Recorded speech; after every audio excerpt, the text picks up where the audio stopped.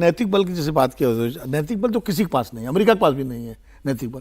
अब यूक्रेन पर रूस हमला करता है तो अब रूस पे प्रतिबंध लगा देते हो, भारत परमाणु विस्फोट करता है तो प्रतिबंध लगा देते हो, आप वेनेजुएला के राष्ट्रपति को उठा लाए तो आप पे कौन प्रतिबंध लगाएगा?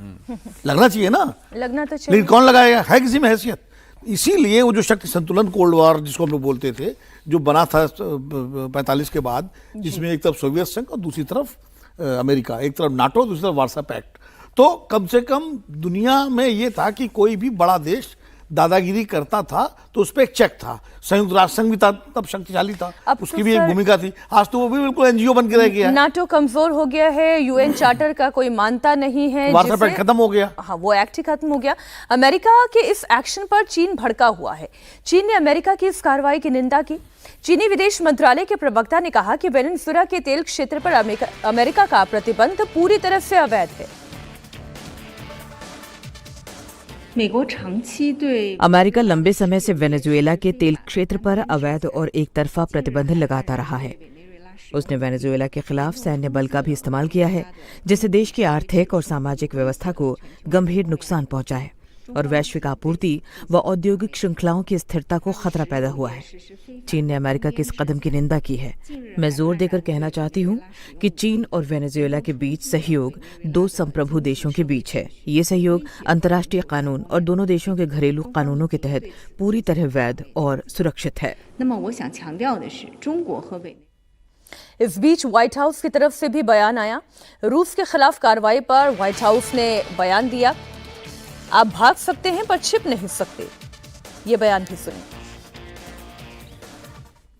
I believe you're referring to the Bella 1 tanker that was seized this morning. The Department of Justice and the Department of Homeland Security, in coordination with the Department of War, did announce that seizure this morning for violations of U.S. sanctions. I've spoken about the enforcement of our sanctions policy at the podium prior to the new year, and this administration is going to fully enforce the sanction policy of the United States. The vessel this morning was seized in the North Atlantic pursuant to a warrant issued by a U.S. federal court after being tracked. And this was a Venezuelan shadow fleet vessel that has transported sanctioned oil. And the United States of America, under this president, is not going to tolerate that. I would also just add the vessel had a judicial seizure order and the crew, so that means the crew is now subject to prosecution for any applicable violation of federal law, and they will be brought to the United States for such prosecution if necessary. If necessary, इनके लिए क्या जरूरी है वो तो आप देख ही रहे हैं। इनके लिए तेल जरूरी है, डोनाल्ड ट्रंप के लिए व्यापार जरूरी है, उसके लिए फिर चाहे किसी देश के राष्ट्रपति को बंधक ही क्यों ना बना लेना पड़े, वो जरूरी है उनके लिए। उनको ग्रीनलैंड खरीदने का मन कर जाए तो ये कहते हैं कि अगर हम उसके ऊपर आधिपत्य नहीं कर सके तो उसे खरीद लेंगे। ये जरूरी है डोनाल्ड ट्रंप के लिए। विकल्प खुले हुए हैं, सारे विकल्प खुले हुए हैं उनके पास। लेकिन विनोद जी, इसके बावजूद जो चीन कड़ी निंदा कर रहा है, जो रूस आपत्ति जता रहा है, आप अपनी पनडुब्बी लेकर आ जा रहे हैं, चीनी वॉरशिप वहां पर आ जा रही है, अमेरिका का क्या बिगाड़ लिया? कहाँ कुछ फर्क पड़ रहा है? देखिए, ये वर्ल्ड ऑर्डर तो बिल्कुल डिस्टर्ब हो गया है।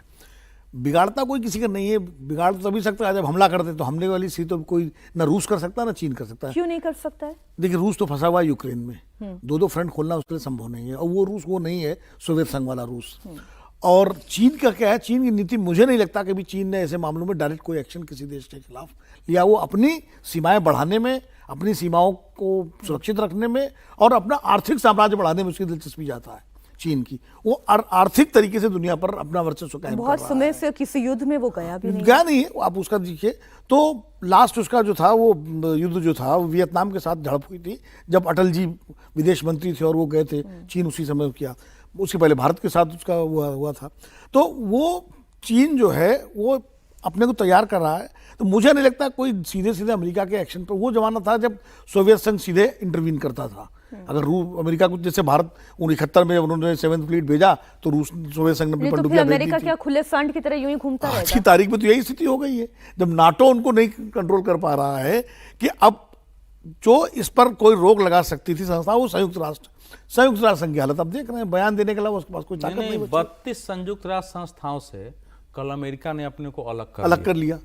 उसने अपने को WTO सारे अंतर्राष्ट्रीय समझौते से देखो, चीन दुनिया में अभी तक सबसे गुंडा और दादा देश रहा है।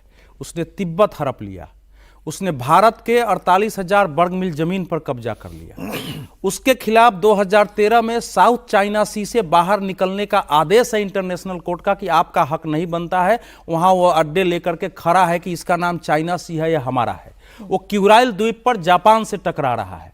उसका पूरा उस एरिया में इंडोनेशिया से, जापान से, ब्रुनेई से सबसे उसका तनाव बना हुआ रहता है।